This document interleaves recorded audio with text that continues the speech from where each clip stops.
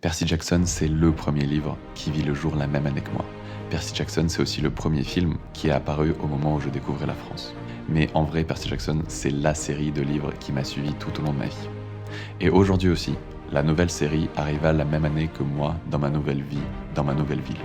Non, franchement, je ne pouvais pas dire à quel point est-ce que je suis heureux que cet univers a vu le jour.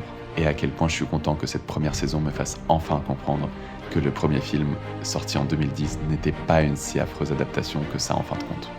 Vous vous attendiez à ce que je fasse l'éloge de la nouvelle série ? Eh ben, figurez-vous que non.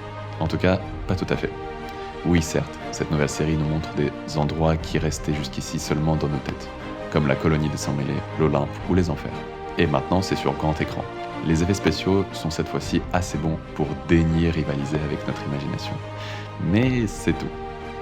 Le casting, à part notre excellent Percy Jackson incarné par Walker Scobell, le dieu de la guerre joué par Adam Copeland, et notre chère Sally, la mère de notre jeune héros qui n'est autre que Virginia Kull, et ben, à part ces trois-là, et quelques autres qui tiennent vaguement la route, bah c'est pas fameux, c'est même pire que ça, c'est mauvais. Disney a voulu introduire son imagination dans la nôtre, et ben ça a foiré, et de loin. Non, honnêtement, si vous voulez que vos souvenirs d'enfance, que vos esprits ne soient pas souillés par cette série, ne regardez pas Percy Jackson et les Olympiens. Cette série n'a rien que votre imagination n'a déjà pu faire. Et elle n'a rien à vous apporter, à part la confusion ou peut-être même le dégoût.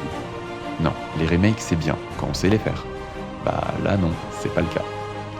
Mais pour finir quand même sur une note positive, si vous êtes un nouveau lecteur, si vous ne connaissez encore rien à cet univers fantastique et à ces histoires merveilleuses que Rick Riordan a créées pour vous, alors allez lire les livres.